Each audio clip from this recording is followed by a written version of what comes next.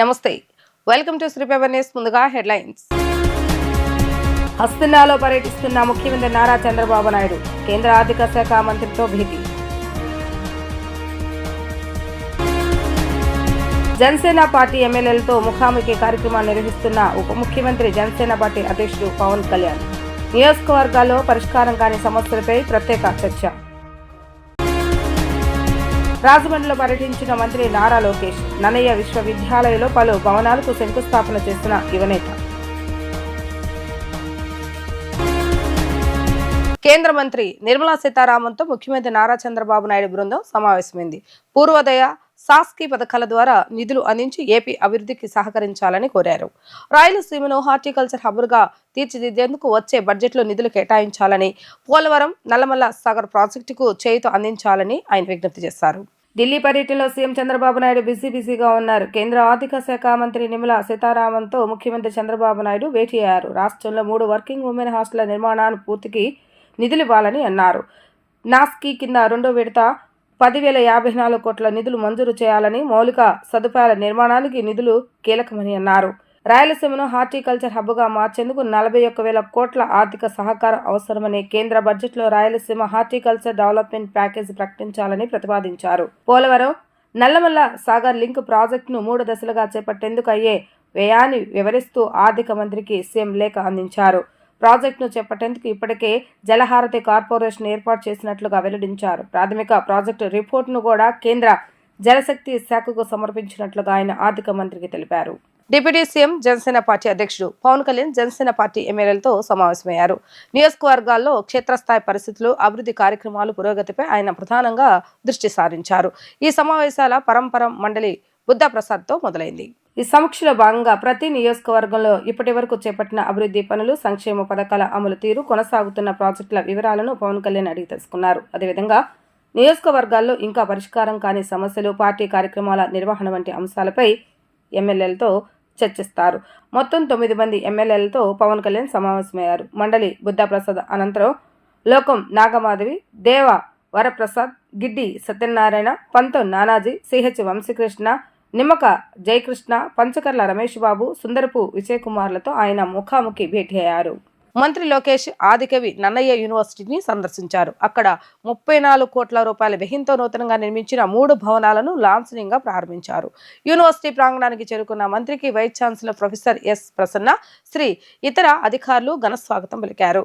అనంతరం మంజీరా బ్లాక్ పేరుతో నిర్మించిన పరీక్షల భవనం, గౌతమి బ్లాక్ పేరుతో ఏర్పాటు చేసిన కాలేజ్ ఆఫ్ ఇంజనీరింగ్ భవనం, ఇంద్రావతి బ్లాక్ గా నామకరణం చేసిన school of commerce and management studies భవనాలను ఆయన ప్రారంభించారు. ఈ సందర్భంగా ఏర్పాటు చేసిన శిలాఫలకాలను ఆవిష్కరించారు.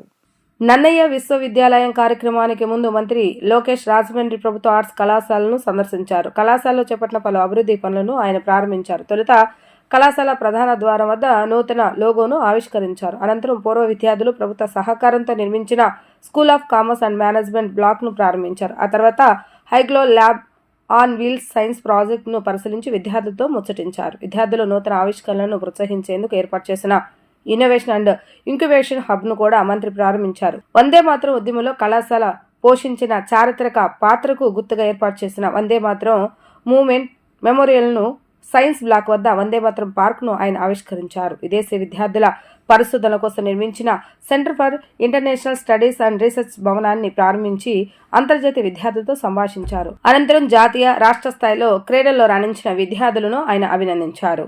కృష్ణా జిల్లా బాపులపాడు మండలం మల్లవల్లి. గతంలో మల్లవల్లికి పవన్ కళ్యాణ్ వచ్చినప్పుడు సీఎం చంద్రబాబు నాయుడు, నారా లోకేష్ మల్లవల్లి రైతులకు న్యాయం చేస్తామని హామీ ఇచ్చారని ఏఐసిసి సభ్యురాలు సుంకర పద్మశ్రీ, జనసేన నేత చలమలశెట్టి రమేష్ తెలిపారు. రైతులకు న్యాయం జరిగే వరకు ఆమరణ నిరాహార దీక్ష కొనసాగిస్తామని చలమలశెట్టి రమేష్ బాబు స్పష్టం చేశారు.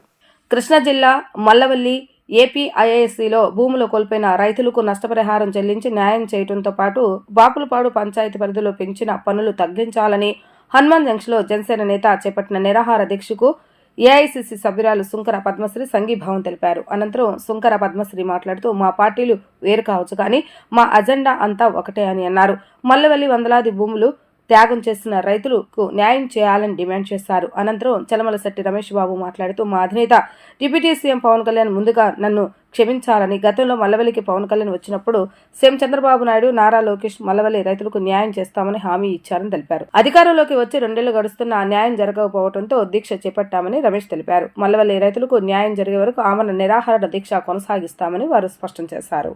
ఆంధ్రప్రదేశ్ రాష్ట్ర ముఖ్యమంత్రి వర్యులు గౌరవనీయులు నారా చంద్రబాబు నాయుడు గారికి, అలాగే ఆంధ్రప్రదేశ్ ఉప ముఖ్యమంత్రి వర్యులు పవన్ కళ్యాణ్ గారికి నేను నమస్కరిస్తూ, అయ్యా మీరు గత ఎన్నికలకు ముందు ఈ ఎన్నికలకు ముందు ప్రచారానికి ఈ ప్రాంతాల్లో వచ్చినప్పుడు మల్లవల్లి రైతుల సమస్య గురించి మీరు వాగ్దానం చేయడం జరిగింది. అనేక సందర్భాల్లో అనేక మీటింగుల్లో మీరు వీళ్ళందరికీ న్యాయం చేద్దామని చెప్పి ఆ ప్రచారంలో స్థానిక ఎమ్మెల్యే అయినటువంటి మా గౌరవనీయులు యాలగడ్డ వెంకటరావు కూడా ఈ చంద్రబాబు నాయుడు గారి ఏళ్లతో పాటు ప్రచారం చేయడం, మాట ఇవ్వడం, రైతులకి న్యాయం చేస్తామని చెప్పి మాట ఇవ్వడం కూడా గతంలో జరిగింది. ఆ జరిగిన దాని సందర్భంలో నేను కూడా మీతో పాటు ప్రచారంలో గన్నవరంలో నియోజకవర్గ సమన్వయకర్తగా నేను కూడా జనసేన పార్టీ తరఫున మీతో పాటు ఉన్నాం. అలాగే కానీ ప్రభుత్వం వచ్చిన వెంటనే చేస్తామని చెప్పేసి చెప్పడం జరిగింది. ఇంతవరకు దాని గురించి ఎటువంటి స్పందన లేదు. 18 నెలలు అనేక పర్యాయాలు తెలుగుదేశం పార్టీ ఆఫీస్కి, జనసేన పార్టీ ఆఫీస్కి, మా అధిష్టానానికి, నాయకులందరికీ కూడా మేము కూడా తెలియపరచడం జరిగింది. అయ్యా, నేను పెద్దలు చాలామంది చెప్పారు, నువ్వు నష్టపోతున్నావు, పార్టీకి వ్యతిరేకంగా వెళ్ళబాకని.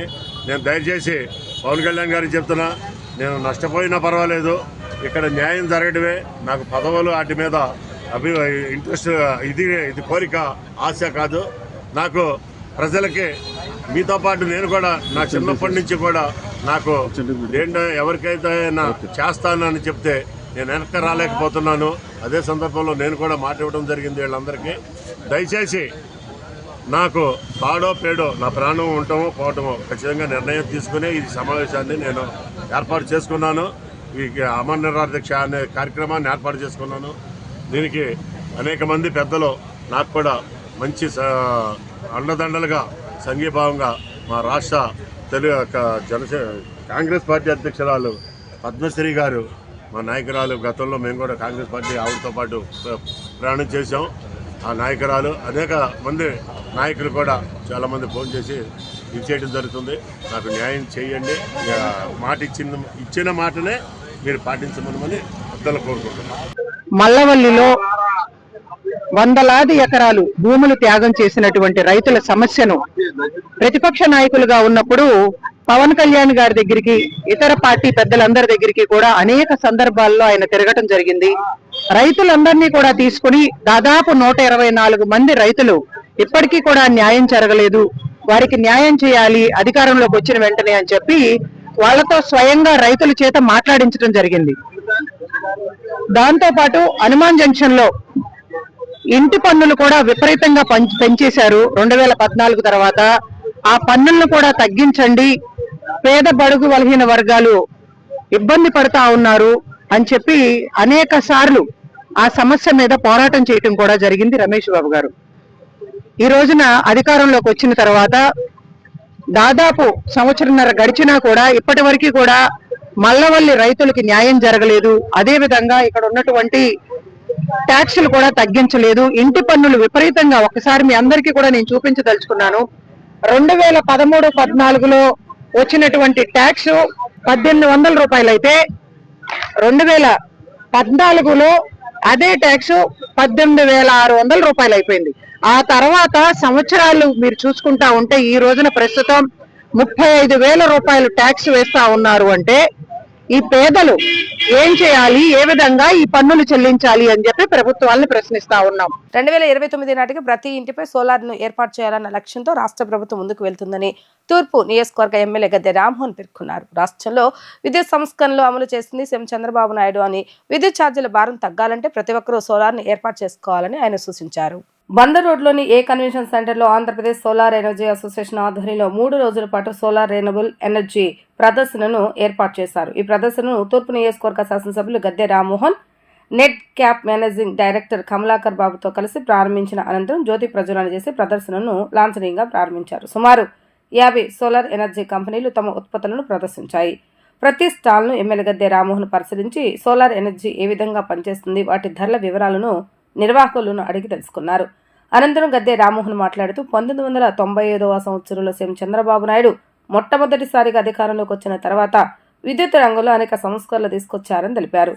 విద్యుత్ ఉత్పత్తికి పెంచడానికి అనేక చర్యలు తీసుకున్నారని చెప్పారు. సీఎం చంద్రబాబు నాయుడు చేసిన సంస్కరణలను దేశవ్యాప్తంగా అన్ని రాష్ట్రాల్లో అమలు చేస్తున్నారని పేర్కొన్నారు. 2029 నాటికి రాష్ట్ర వ్యాప్తంగా ప్రతి ఇంటిపై సోలార్ను ఏర్పాటు చేసే దిశగా ప్రభుత్వం అడుగులు వేస్తుందని అన్నారు. ఎస్సీ, ఎస్టీలకు, బీసీలకు సబ్సిడీలు ఇస్తుందని, వాటిని సద్వినియోగం చేసుకుని ప్రతి ఒక్కరూ తమ ఇంటిపై సోలార్ను ఏర్పాటు చేసుకోవాలని ఆయన పిలుపునిచ్చారు. రాష్ట్ర ప్రజలపై విద్యుత్ ఛార్జీల భారం మోపకుండా సోలార్ ఎనర్జీని ప్రోత్సహించే దిశగా ప్రభుత్వం చర్యలు తీసుకుంటుందని వివరించారు. అనంతరం net cap managing director Kamalakar Babu మాట్లాడుతూ రాష్ట్రంలో రోజురోజుకు విద్యుత్ డిమాండ్ పెరుగుతుందని, రాష్ట్ర ప్రజలందరికీ ప్రభుత్వం నాణ్యమైన విద్యుత్ను సరఫరా చేస్తుందని తెలిపారు. విద్యుత్ డిమాండ్ దృష్ట్యా ప్రజలందరూ తమ ఇంటిపై సోలార్ను ఏర్పాటు చేసుకోవాలని, తద్వారా విద్యుత్ డిమాండ్ తగ్గడంతో పాటు విద్యుత్ ఛార్జీల భారం కూడా తగ్గుతుందని ఆయన ప్రజలకు పిలుపునిచ్చారు. రాష్ట్రంలో ప్రతి ఇంటిపైన సోలార్ను ఏర్పాటు చేసే విధంగా నెట్ క్యాప్ అనేక చర్యలు చేపడుతుందని వివరించారు. విద్యుత్ సంస్కరణ తీసుకొచ్చిన సంగతి మనందరికీ తెలుసు. ఆ సంస్కరణలతో క్వాలిటీ విద్యుత్ ప్రొడ్యూస్ చేయడమే కాకుండా పవర్ కట్ని కూడా బాగా రెడ్యూస్ చేయడం జరిగింది. ఆ విధానంగా 9 సంవత్సరాల పాటు ఆయన థర్మల్ ప్లాంట్ని వీటన్నిటి కూడా ఎంకరేజ్ చేయడం జరిగింది. ప్రొడక్షన్ పెంచడం జరిగింది. తర్వాత 2014-19లో సోలార్ మీద అనేక రకాలుగా విశ్లేషణ చేసి సోలార్ విద్యుత్తు, అదేవిధంగా ఇతర రకాల విద్యుత్తును కూడా 10,000 మెగావాట్లు తీసుకురావడం జరిగింది. 2024-29లో ఈ సోలార్ ప్రతి ఇంటి మీద సోలార్ ప్లాంట్లు ఉండాలి. వాళ్ళ ఇంటికి అవసరమయ్యే విద్యుత్తు సోలార్ ద్వారా తెచ్చుకోవాలి. ప్రభుత్వానికి ₹1 కరెంటు బిల్లు కట్టే పని లేకుండా చేయాలని చెప్పి ఎస్సీ, ఎస్టీలకైతే పూర్తి సబ్సిడీ టోటల్గా దాని మీద అమర్చే ప్రతి ఒక్కటి కూడా ప్రభుత్వం నుంచి ప్యానల్స్ ప్రభుత్వం నుంచి ఏర్పాటు చేసి వాళ్ళకి కరెంటు బిల్లులు బాగా తగ్గించడానికి చేసే ప్రయత్నం కానండి. అదేవిధంగా బీసీలకు కూడా సబ్సిడీ ఇచ్చి, మిగతా అందరికి కూడా ఓసీలకు కూడా కొంతమేరకు సబ్సిడీ ఇచ్చి ప్రతి ఒక్కళ్ళని ఎంకరేజ్ చేయడం జరుగుతుంది.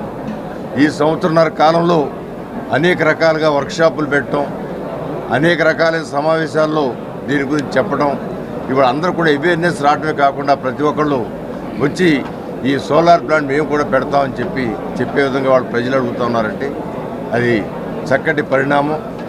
మనకి విద్యుత్ నిరంతరం డిమాండ్ పెరిగేదే కానీ తగ్గేది కాదు.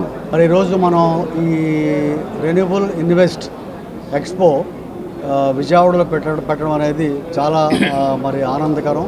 అట్లానే ప్రజెంట్ సిచ్యువేషన్లో మరి ఈ అంతమంది కూడా సోలార్ డెవలపర్స్, చాలామంది ఇన్సులేటర్స్ అందరూ కూడా వచ్చారు. ఈ యొక్క మరి ఏపీ సోలార్ రెన్యూబుల్ అసోసియేషన్ వాళ్ళు ఇది ముఖ్యంగా ఆర్గనైజ్ చేశారు. మనకున్న ప్రజెంట్గా డిమాండ్ బట్టి, అలాగే ఎప్పుడైతే సోలార్ రెన్యూబుల్స్ ఎనర్జీకి పూర్తిగా స్వర్ణ ఆంధ్రప్రదేశ్ 2047కి గౌరవ ముఖ్యమంత్రి గారు నాంది పలికి, అలాగే మనకి ప్రత్యేకంగా జూన్ 24 నుంచి ఈ రెన్యూబుల్ ఎనర్జీ మీద పూర్తిగా ప్రత్యేకమైన శ్రద్ధ వహించి గౌరవ ముఖ్యమంత్రి గారు, అలాగే గౌరవ ఎనర్జీ మంత్రి గారు, అలాగే గౌరవ ఎడ్యుకేషన్ మంత్రి గారు కమిటీలో ఈ మనకి 20 lakhs జాబ్స్ రావాలి 29-30కి, అలాగే మరి 10 లక్షల కోట్లు ఇన్వెస్ట్మెంట్స్ జరగాలి అన్న ఉద్దేశంతో ప్రత్యేకంగా జరపడం జరిగింది. మనకి సీఎం గారు ముఖ్యంగా చాలా ఆలోచించి ఏం చేశారంటే ఎస్సీ, ఎస్టీ కన్జ్యూమర్స్కి ఒక 200 యూనిట్ లోపల ఉన్న వాళ్ళు కూడా ఫ్రీగా ఇద్దాం. ఎందుకంటే ఎలాగ 60,000 రూపాయలు మన గవర్నమెంట్ ఎఫ్ఐడి 2 కిలోవాట్లకి ఫ్రీ సబ్సిడీ ఇస్తుంది కాబట్టి మిగతా అమౌంట్ మనం గవర్నమెంట్ నుంచి భరించి ఎస్సీ, ఎస్టీకి 200 యూనిట్లు ఎవరైతే వినియోగిస్తారో వాళ్ళని ఎంచుకుంటే మనకి పూర్తిగా మనకు సర్వే చేస్తే ఏమైందంటే 21 లక్షల మంది మనకి ఎస్సీ, ఎస్టీస్ పూర్తిగా ఈ 200 యూనిట్ల లోపల ఉన్నారు. దాన్ని పూర్తిగా మనం సర్వే చేస్తే 11 లక్షల మందికి రూఫ్ అనేది ఉంది. 11 లక్షల మందికి రూఫ్ ఉంటే దాంట్లో 7,77,000 మంది మనకి కన్సెంట్ ఇచ్చారు మా దగ్గర పెట్టమని. తద్వారా దానికి మనం ఏం చేసామంటే టెండర్స్ పిలిచాం. టెండర్స్లో ఇప్పుడు ఒక 900 మెగావాట్ ఆల్రెడీ ఈపీ మొత్తం 3 డిస్కౌంట్స్కి ఇచ్చేసాం. ఆంధ్రప్రదేశ్ సోలార్ ఎనర్జీ అసోసియేషన్ తరఫున ఎవ్రీ ఇయర్ ఈవెంట్ చేస్తున్నామండి. మేము లాస్ట్ ఇయర్ వైజాగ్లో ఆర్ఈ నెక్స్ట్ అనే సమిట్తో చేసాము. ఇది 2nd ఎడిషన్. ఆర్ఈ నెక్స్ట్ 2025 విజయవాడలో చేస్తున్నాము. దీనికి ఆల్మోస్ట్ మనకి ప్రముఖ కంపెనీలు అన్నీ కూడా ఆల్మోస్ట్ 50+ కంపెనీలు అన్నీ కూడా వచ్చినాయి.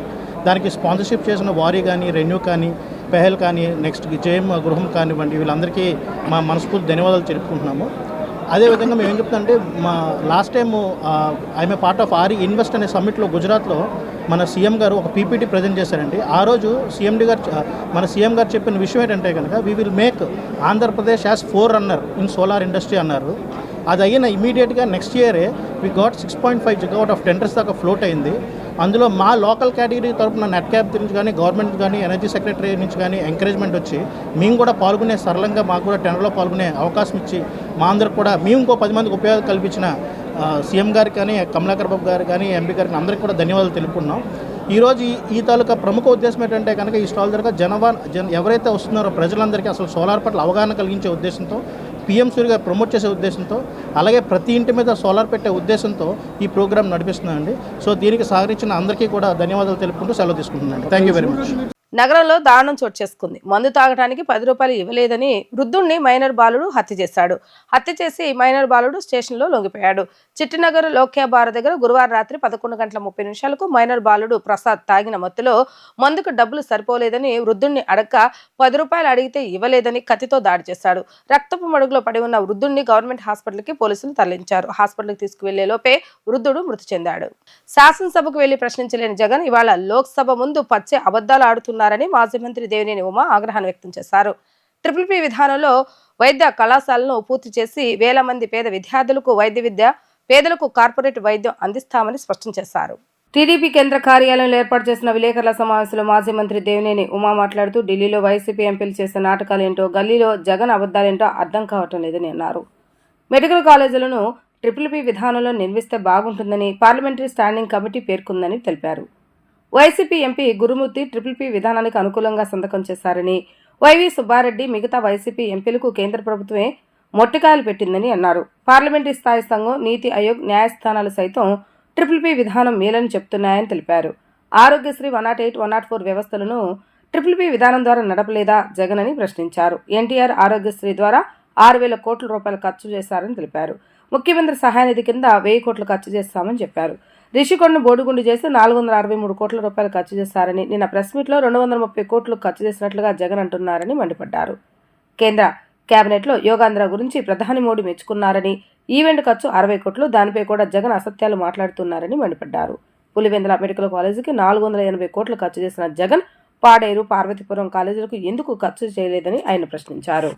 పీపీపీ విధానమే మేలని నీ పార్లమెంటు సభ్యుడే సంతకం పెట్టాడు. పార్లమెంటు స్థాయి సంఘం చాలా క్లియర్గా పేద మధ్యతరగతి విద్యార్థులు వైద్య విద్య చదువుకోవాలంటే లక్షల్లో కోట్లలో ఖర్చు అవుతుంది కాబట్టి ప్రభుత్వ మెడికల్ కళాశాలలతో పాటు ప్రైవేట్ కళాశాలలు కూడా ఏదైతే జిల్లా ఆసుపత్రులతో, బోధనా ఆసుపత్రులతో కలిసి పనిచేస్తే భారం తగ్గుద్ది, తక్కువ ఖర్చుతో వైద్య విద్యార్థులు తయారవుతారని వైద్య కళాశాలల నిర్వహణకై కేంద్రం పార్లమెంటు స్థాయి సంఘం సిఫార్సులు చేసి నీతి ఆయోగ్ 31 మంది ఎంపీలు సంతకాలు పెడితే నువ్విచ్చిన జీవోల ఆధారంగానే కదా ఇవాళ సెల్ఫ్ ఫైనాన్స్ కావచ్చు, 12 లక్షలు, 25 లక్షలు ఇవాళ ఫీజులు పెరిగాయంటే నీ ప్రభుత్వ హయాంలో నువ్వు తీసుకున్న నిర్ణయాల వల్ల ఆ ఫీజులు కూడా పెరిగాయి. పీపీపీ విధానం మేలే అని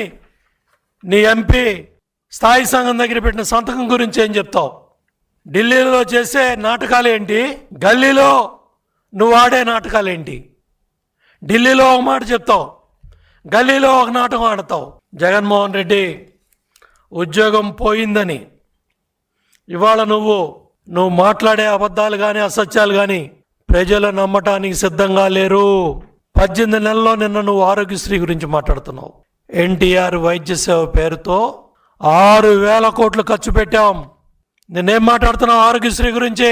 ముఖ్యమంత్రి సహాయ నిధి కింద 90,000 మంది పైగా 900 కోట్ల నుంచి 1000 కోట్లు చంద్రబాబు నాయుడు గారు ముఖ్యమంత్రి అయిన ఈ 18 నెలల్లో ముఖ్యమంత్రి సహాయ నిధి కింద ఇంత పెద్ద ఎత్తున సాయం చేస్తా ఉంటే 5 ఏళ్ల నీ పాలనలో నీకు చేతులు వచ్చాయా జగన్ రెడ్డి? సాయం చేసావా జగన్ రెడ్డి? 108, 104 పీపీపీ విధానం మీద కదా నడిచేదే. ఆరోగ్యశ్రీ కూడా అమ్మేశామని చెప్తావా? 108, 104 కూడా 5 ఏళ్ళు అమ్మేశామని చెప్తావా? చెప్పే శ్రీరంగ నీతులు, మాట్లాడే తప్పుడు మాటలు. రంగులు మార్చే ఊసరవెల్లిలాగా పార్టీ రంగులు మార్చే అలవాటు ఉన్న అవినాష్ ముందుగా రాజకీయాలపై అవగాహన పెంచుకొని మాట్లాడాలని విజయవాడ పార్లమెంట్ నియోజకవర్గ కార్యదర్శి కోటేటి హనుమంతరావు సూచించారు. అవినాష్ కు సీఎం చంద్రబాబు నాయుడు విమర్శించే స్థాయి, అర్హత రెండూ లేవని అన్నారు. తెలుగుదేశం పార్టీ అవినాష్ కు రాజకీయ భిక్ష పెట్టి తెలుగు యువత రాష్ట్ర అధ్యక్షుడి పదవి ఇస్తే దాన్ని నిర్వీర్యం చేశాడని అన్నారు. ఎన్టీఆర్ జిల్లా వైసీపీ అధ్యక్షుడు దేవినేని అవినాష్ చేసిన అనుచిత వ్యాఖ్యలను ఖండిస్తూ గురునానక్ కాలనీలోని ఎంపీ కేశవ్ శివనాథ్ కార్యాలయంలో విజయవాడ పార్లమెంట్ నియోజకవర్గ కార్యదర్శి కోటేటి హనుమంతరావు మీడియా సమావేశాన్ని నిర్వహించారు. ఈ సందర్భంగా ఆయన మాట్లాడుతూ సీఎం చంద్రబాబు నాయుడును చూసి రాష్ట్రాన్ని ఏ విధంగా అభివృద్ధి దిశలో నడిపించాలో వైసీపీ నాయకులు నేర్చుకోవాలని సూచించారు.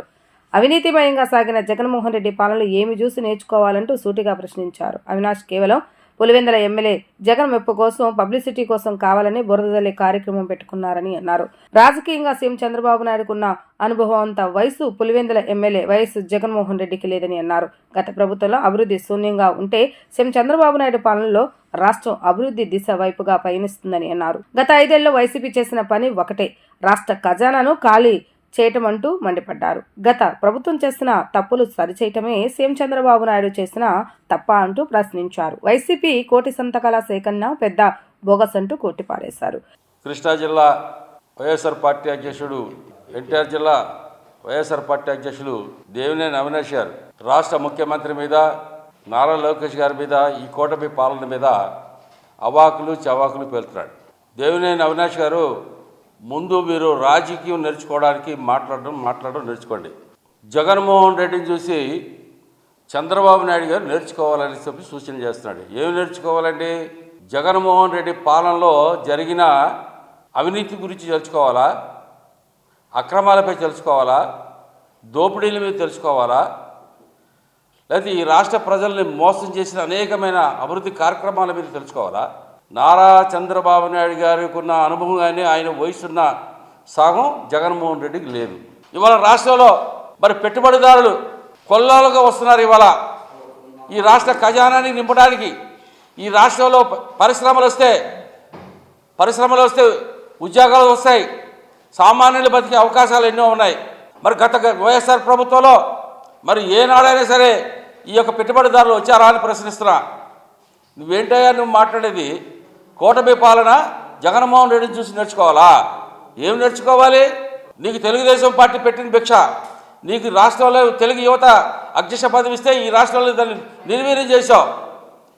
ఇవాళ జగన్మోహన్ రెడ్డి కనసాన్నాల్లో పనిచేస్తూ నారా చంద్రబాబు నాయుడు గారి పైన, కూటమి పాలన మీద, అభివృద్ధి మీద ఏదో అవాకులు చవాకులు పేలాలని చెప్పేసి నువ్వు పత్రికా ప్రెస్ మీట్లు పెట్టి విష ప్రచారం చేస్తున్నారు తప్ప ఇవాళ ప్రజలు నిన్ను నమ్మే పరిస్థితులు లేరు. మీరు జగన్మోహన్ రెడ్డిని కూడా నమ్మే పరిస్థితుల్లో లేరు. నారా చంద్రబాబు గారి విజన్ నడుస్తుంది. ఇవాళ ప్రజల ఆంక్షల మేరకు ఇవాళ పరిపాలన సాగుతుంది. ఇవాళ రాష్ట్రంలో హైవే రోడ్లు కానీ, ప్రాజెక్టులు కానీ, మరి నదుల అనుసంధానాలు కానీ, ఇవాళ పరిశ్రమలు రావడానికి కానీ, పెట్టుబడులు పెట్టి వ్యవస్థ దిగ్జంజలు రప్పించడంలో కానీ నువ్వు నారా లోకేష్ గారిని, చంద్రబాబు నాయుడు గారిని విమర్శించే స్థాయా? నీకు అర్హత ఉందా? అవినాష్ గారు, మాట్లాడేటప్పుడు నిజాలు మాట్లాడండి. ఏదో ప్రెస్ మీట్ ఉంది కానీ చెప్పేసి ఏదో తప్పుడు మాటలు మాట్లాడేసి విషజల్లు మాట్లాడబాకండి. ప్రజలు మిమ్మల్ని నమ్మే పరిస్థితులు లేరు. ఇవాళ రాష్ట్ర ప్రజలందరూ కూడా మిమ్మల్ని పంపించారు. ఇవాళ 11 సీట్లుగా పరిమితం చేశారు మిమ్మల్ని. అది ఇంకా సిగ్గు లేకుండా మీరు మాట్లాడుతున్నారు. ఇవాళ ఏదో జగన్మోహన్ రెడ్డి గారు ప్రాబల్యం కోసమో లేదా ఆయన మెప్పు కోసమో మీరు చంద్రబాబు నాయుడు గారి మీద, నారా లోకేష్ గారి మీద విషజల్లు జరిగితే ప్రజలు నమ్మే పరిస్థితులు లేరు. వార్తలు ముగించే ముందు హెడ్లైన్స్ మరొకసారి. హస్తినాలో పర్యటిస్తున్న ముఖ్యమంత్రి నారా చంద్రబాబు నాయుడు, కేంద్ర ఆర్థిక శాఖ మంత్రితో భేటీ.